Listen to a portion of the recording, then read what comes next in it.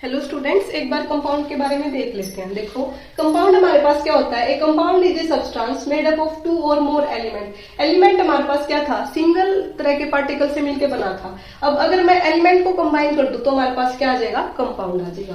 Chemically combined together in a fix proportion. इसको देख के डरना नहीं है, अभी बताती हूँ। देखो, जैसे कि हमारे पास H2O है, इसका एग्जाम्पल। इसमें हमारे पास दो तरीके के एलिमेंट ऐड हुए। एक तो हमारे पास क्या हो गया, हाइड्रोजन, एक क्या होगा, ऑक्सीजन। इसमें हमारे पास प्रपोर्शन हमारे पास क्या है, देखो H2O में हाइड्रोजन और ऑक्सीजन की होती है 1:8। कहीं भी दुनिया के किसी भी कोने से अगर मैं पानी उठा लूं और मैं उसमें प्रपोर्शन देखूं किसकी, हाइड्रोजन और ऑक्सीजन की, तो वो 1:8 ही मिलेगी। अब ये कैसे आया, आगे वाले थर्ड चैप्टर में पढ़ेंगे, लेकिन आपको एक बार बता देती हूँ। देखो, H2O, हाइड्रोजन की हमारे पास कितने मॉलिक्यूल है, 2। उसका हमारे पास यानी कि एक यूनिट का मास है 1 यूनिट, तो टोटल हो गया 2।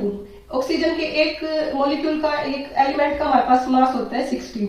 ये किसके इक्वल आ गया, 1:8। आगे पढ़ेंगे, नहीं समझ आया तो कोई दिक्कत वाली बात नहीं है, ठीक है। यानी कि इसमें मैं इंडिया में या कहीं से भी आपका पानी उठाया मैंने, ठीक है, कहीं दूसरी जगह से, वहां पे मैंने इसकी पोर्शन देखी तो वो सेम ही मिलेगी 1:8। चाहे मैं कुछ भी, अगर मान लीजिए मैंने 8 की जगह 9 कर दिया, तो कुछ भी हो, आंधी आए, तूफान आए, लेकिन वो पानी नहीं बनेगा, कुछ और ही बनेगा। वही पानी में तो हमारे पास सेम ही प्रोपोर्शन रहेगी।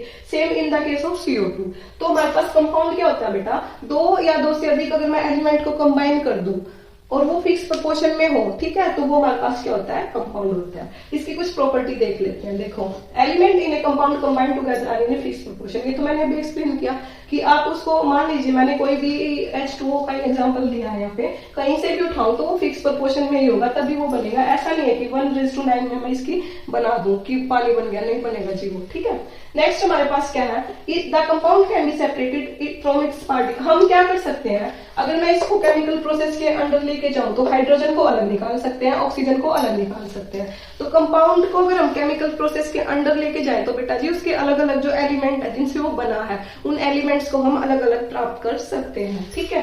नेक्स्ट हमारे पास थर्ड प्रॉपर्टी क्या है, element of compound are very different from their constituent. मतलब देखो, अब मैंने आपको एग्जांपल दिया H2O, इसमें हमारे पास क्या है, हाइड्रोजन है, एक है ऑक्सीजन। हाइड्रोजन हमारे पास क्या है, कंबस्टिबल गैस है,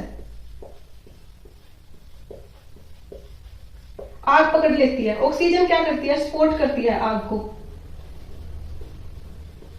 स्पोर्ट्स कंबशन या फिर फायर, ठीक है। लेकिन ये हमारे पास H2O क्या है, पानी। ये अगर मैं इसको फायर पे डाल दूं तो ये उसको दबाता है, यानी कि पुट्स ऑन फायर।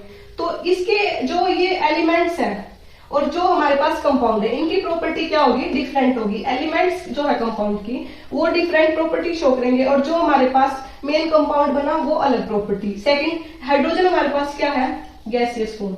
ऑक्सीजन हमारे पास क्या है, गैसियस फॉर्म। लेकिन अगर हम वाटर देखें तो वो क्या है, लिक्विड फॉर्म। तो ये हमारे पास फिर से क्या, थर्ड प्रॉपर्टी को समझा रहा है कि जो हमारे पास कंपाउंड बना, जरूरी नहीं है कि उसकी भी सेम ही प्रॉपर्टी जो हमारे पास एलिमेंट्स की है। दो अगर मैं एलिमेंट्स को मिला दूं, नए कंपाउंड की प्रॉपर्टी उससे अलग होगी। जैसे मैंने बताया, अभी ये वाली गैस जो दोनों है वो तो आग को क्या दे रही है, बढ़ावा दे रही है, लेकिन पानी उसको रोक दे रहा है, तो यानी कि इनकी प्रॉपर्टीज क्या होगी, अलग होगी, ठीक है। कंपाउंड के बारे में समझ में आया। तो आज के लेक्चर में बेटा हमने क्या देखा, सबसे पहले देखा मैटर। मैटर हमारे पास क्या होता है, प्योर या फिर इम्प्योर। साइंटिस्ट की लैंग्वेज में जो हम घर पे प्योर बोलते हैं वो भी क्या है, इम्प्योर, क्योंकि वो क्या है, हमारे पास मिक्सचर है। अब प्योर में हमने क्या देखा, फिर एलिमेंट्स को और कंपाउंड्स में। एलिमेंट्स हमारे पास क्या होता है, जो कि सिंगल पार्टिकल से, सेम टाइप के जो पार्टिकल से मिलकर बना, उसको बोलते हैं एलिमेंट्स। जैसे कि गोल्ड, उसका एग्जांपल बताया था। फिर उसको फर्दर हमने क्लासिफाई किया था सॉलिड, लिक्विड, गैस। सॉलिड वाला, लिक्विड वाला एंड गैसियस वाला। मेटल की जो प्रॉपर्टीज है वो मैंने आपको बताई, फिर नॉन मेटल की बताई, फिर मैंने आपको कंपाउंड